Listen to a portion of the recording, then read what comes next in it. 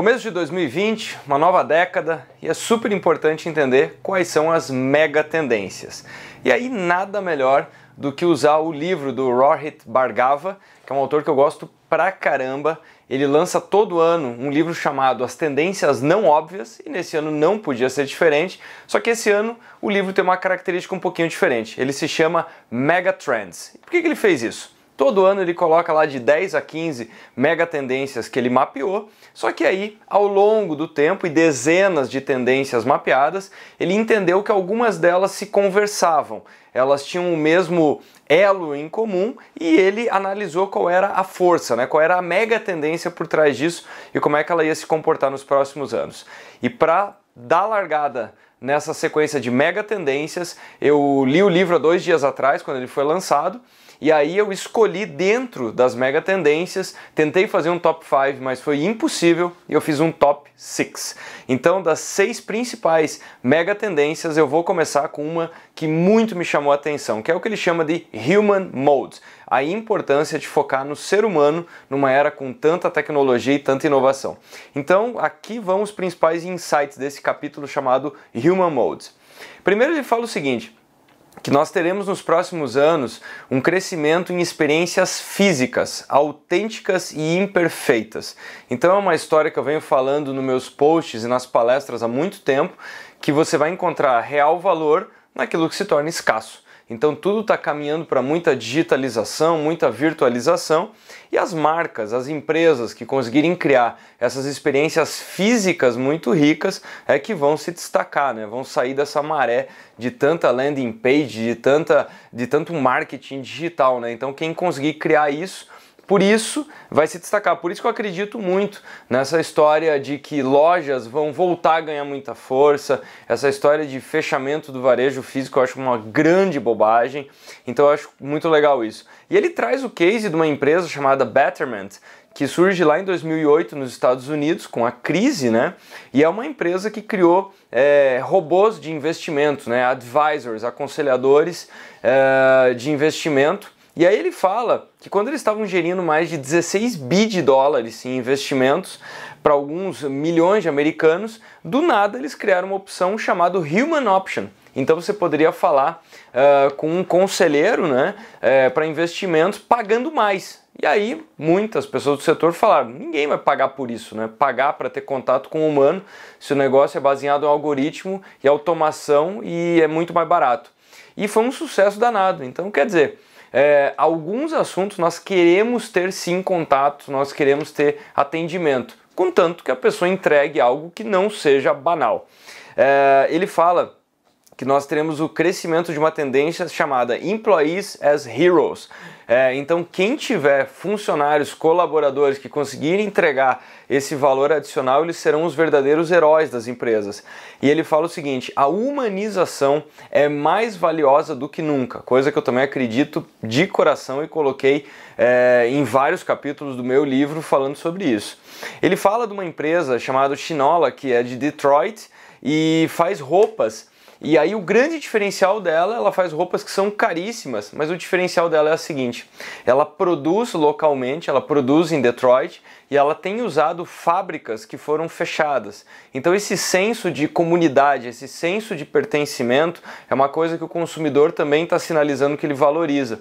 Por isso que eu também tenho falado muito das cooperativas, elas têm uma preocupação muito grande nessa devolução à comunidade, né? Enquanto algumas grandes empresas pouco se preocupam com isso, né? Então ele fala que a expressão da humanidade tem muito a ver com vulnerabilidade. Ele fala muito sobre a queda do Photoshop e recentemente aqui no Brasil nós tivemos uma série de exemplos, né?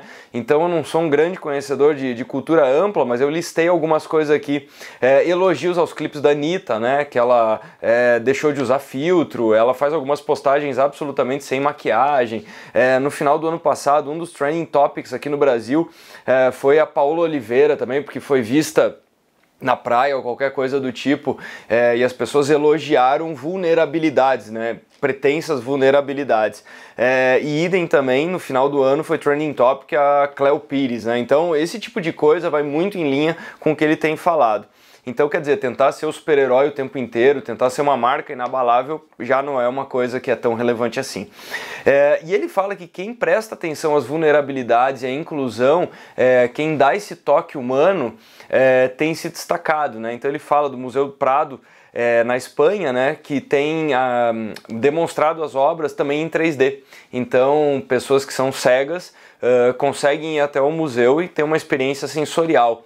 Lembrando que isso aconteceu aqui no Brasil também, com o lançamento, né, da identidade visual das Olimpíadas, né? Então existiu na apresentação da identidade visual da Olimpíada do Rio, todas as marcas, os bonecos, enfim, eles também tiveram essa preocupação de apresentar em 3D.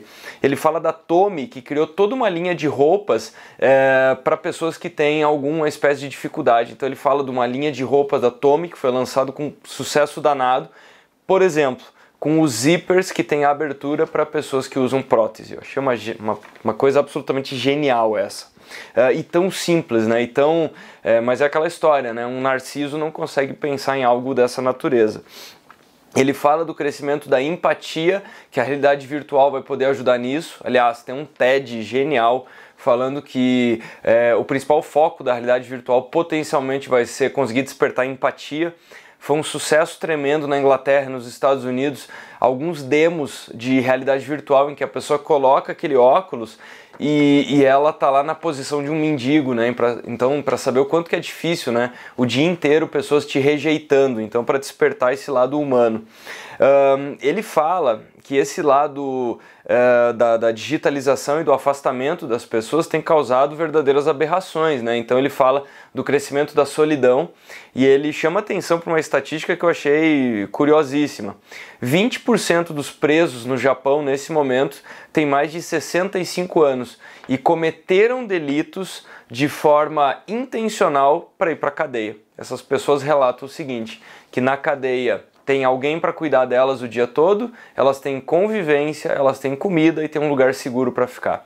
Então, quer dizer, esse é um sinal bastante triste, né, da nossa sociedade, as pessoas cometendo delitos para encontrar outras pessoas para poder conviver, né? Claro que as cadeias do Japão são substancialmente diferentes das nossas, como você pode supor.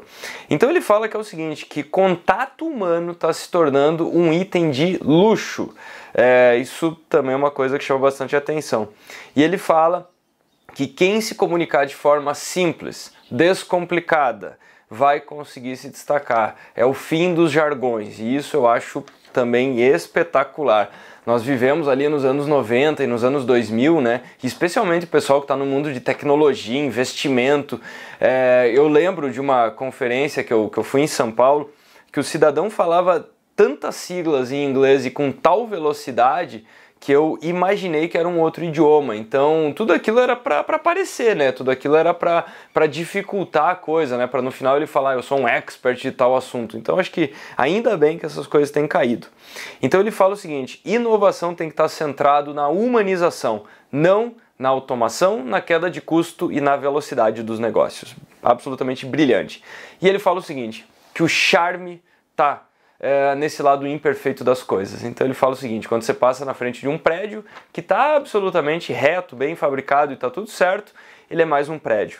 A Torre de Pisa tem toda a fama que tem e você sabe o porquê. Porque é uma torre inclinada, que tem todo o seu charme, tem toda a arquitetura e milhões de pessoas vão lá visitar todo ano. Então, para fechar esse primeiro capítulo, eu achei que não tinha referência melhor do que essa da Torre de Pisa. Então, esse é só o primeiro capítulo do livro chamado Human Mode. Essas são as Mega Trends 2020, baseadas no livro Tendências Não Óbvias, do Rohit Bhargava.